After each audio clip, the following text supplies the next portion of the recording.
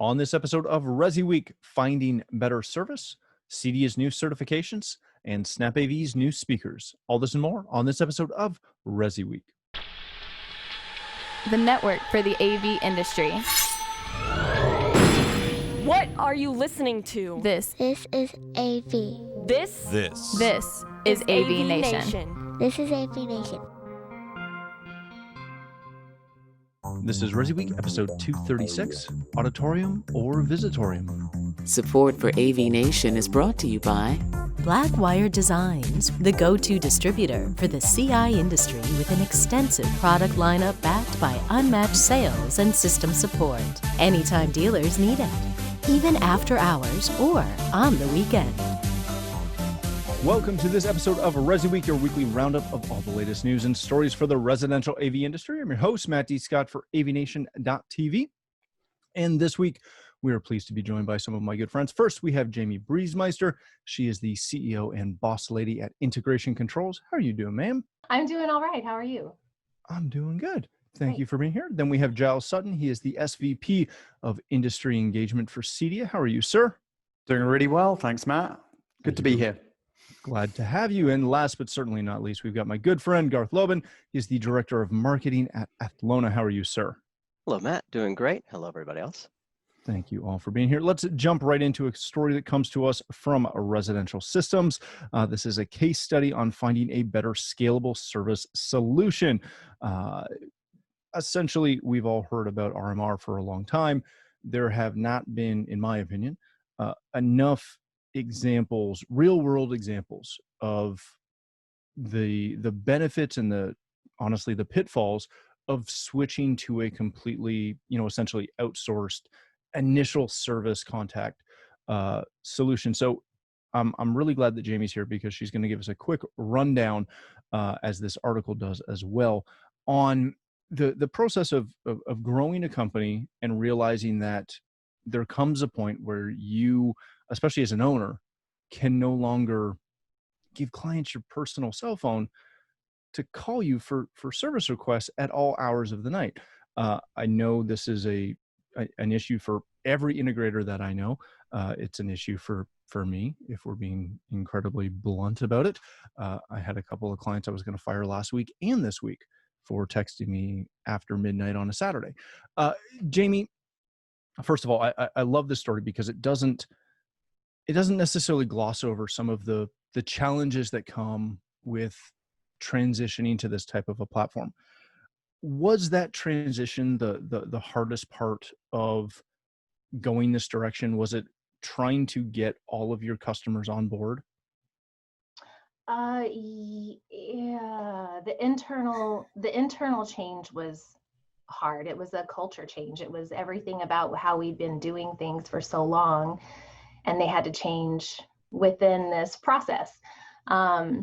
And new clients onboarding is not an issue at all. So it's the legacy clients that actually has proven to be the most challenging.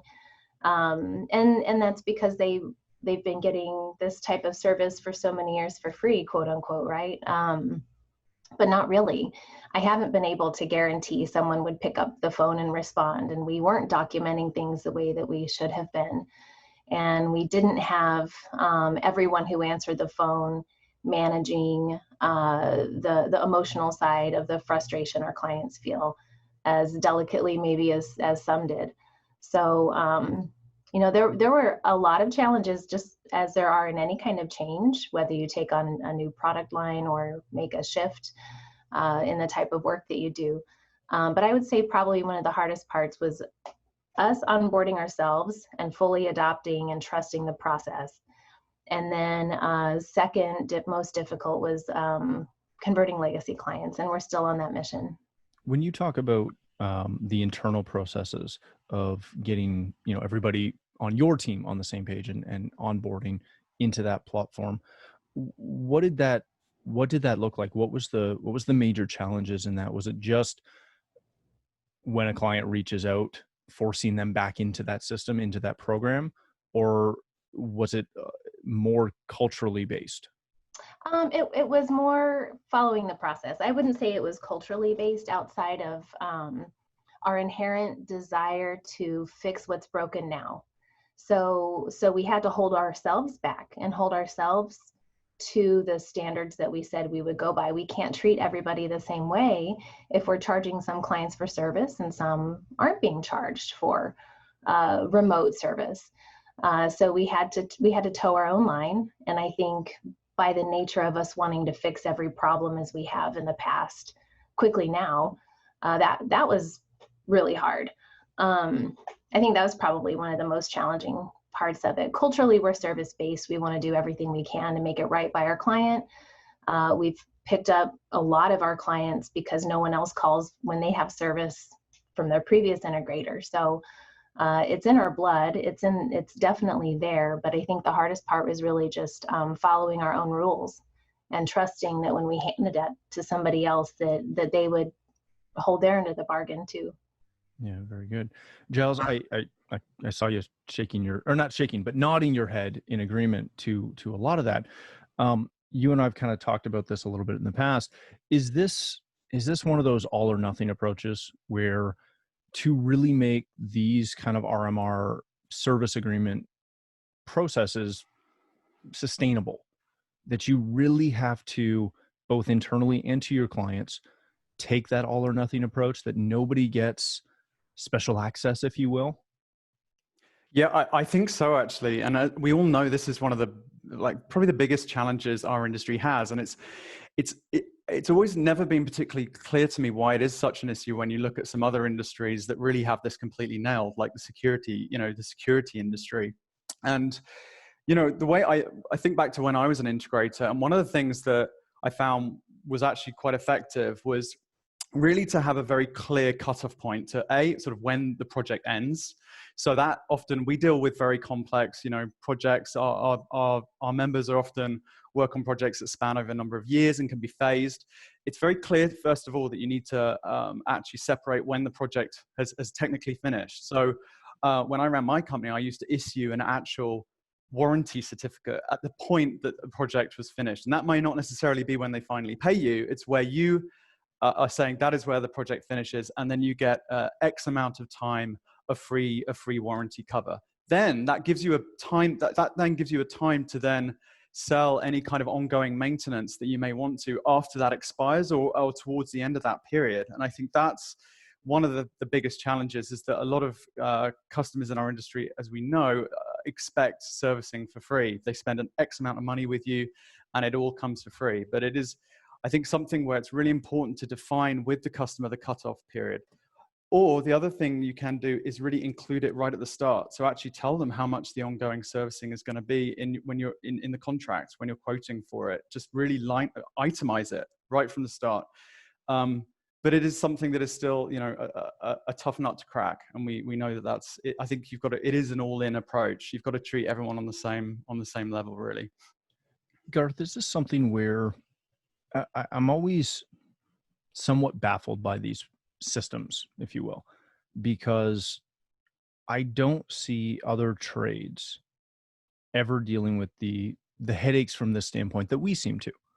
If somebody's, water heater goes down, they expect response, but they're not expecting to text someone and get an instantaneous response. They're not expecting to be able to call, a company owner or a plumbing company, get the owner on the phone and say, hey, I need you here right now. Now, they'll call a 24-hour plumbing company to do that, but then they'll have no problem paying a, $400 truck roll fee. What is it about our channel and the way that we do business? Is it that we become such a part of that client's life? What is it that brings us in? Well, one of the things that we have to remember about our industry, and it's something that CEDIA says very well, we are everywhere the customer is, right? Could be their living room, could be their hotel room, it could be whatever environment their family is together on. And our systems play a major role in keeping families and groups together when it's a residential system like this. Increasingly, now as more of us are working from a home office, those AV systems are part of the network systems. And when the network goes down, now we can't do business for those of us who are now working at home. So it really is important to have these services that allow integrators like Jamie's company to be able to provide an increased level of service that they were already doing. And so having that ability to have a customer know right away, someone with a high emotional quotient, as it says in the case study, that they're going to understand that is the person taking the call. They're going to understand what I'm going through as a customer. And that's important because they're a reflection of us, this service that's reflecting, Jamie's company in this case. And so with our systems being more and more vital, whether, we could say they're entertainment-based systems, but it really is more than that. In the next room over, my kid's got her laptop on and she's getting ready for a fall semester, okay? So if the system goes down, the network goes down, the entertainment system goes down, there's a big part of the family structure that's in disarray.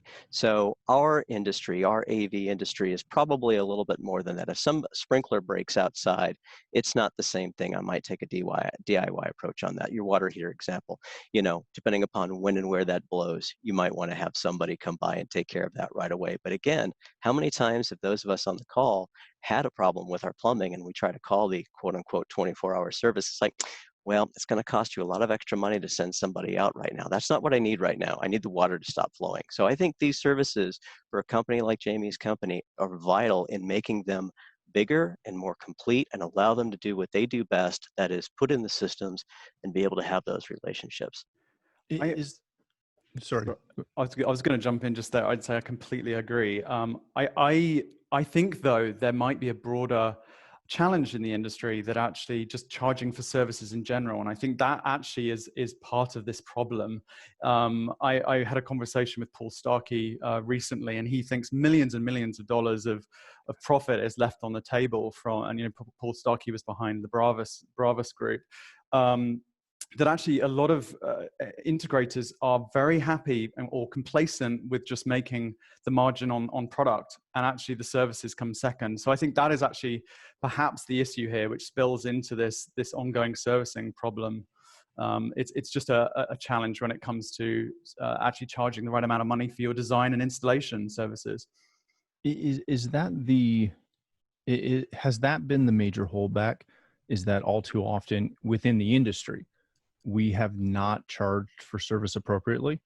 I know when we deal with commercial IT networks and we come in, that customer is expecting to be billed in 15-minute increments when we're on site. They're expecting the second that they shoot off an email for tech support, if they're not under a plan, that they're going to get billed the same way they get billed by their lawyer or their accountant.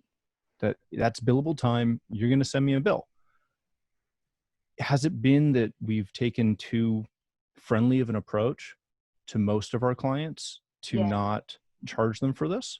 It's been too much of a handshake approach, I think. I think there's a lot of that agreement by handshake still happening, certainly with change order management. And when the job is actually done, to Giles' point, that there's how many classes have we taken or taught at CEDIA the final 5% and closing out the job? And how many classes have I taken? I don't even know how many, where they talk about charging for design services. And yet, to make that change and be confident with that adoption and actually charge for a design fee before you design the job, I mean, it's taken us 15 years to get there to where this is just part of our process now. And if you don't want to take that step, then you don't want to do business with us. So I think in some ways we've kind of done the industry has done itself a disservice we've done ourselves a disservice by always responding to that email and that call right away all the time, no matter what. No matter if it's 10 a.m., 10 p.m., nights, weekends, funeral, weddings, it doesn't matter, we respond. And so I think what we can all learn from that is, for these types of RMR platforms to go into place, you have to, like I said before, follow your own rules. And if you don't want to go down this RMR line with some other platform, you decide to do it in-house, you still have to follow your own rules. Mm-hmm. And setting up healthy boundaries between what you do at work and then having off time at home is really important. We have a client right now who's challenging the system. like actively Monday morning today challenging the system and feels that he's spent enough with us that he should just get the same service he's always gotten. And we have a project that hasn't closed with him yet. So he's got, one here and then one somewhere else. The other one hasn't closed. So it's sticky, right? Like we want to make him happy, but we also have our own rules to follow. So what are we going to do? I need to go read my service tickets a little bit more and see what conversations have been had first. But guess what? It's documented, so I know where to go for that information. So that's very helpful for me. Hey, thanks for watching the first segment of this week's episode. To catch the entire show, please click the link below or visit avnation.tv. That's avnation.tv.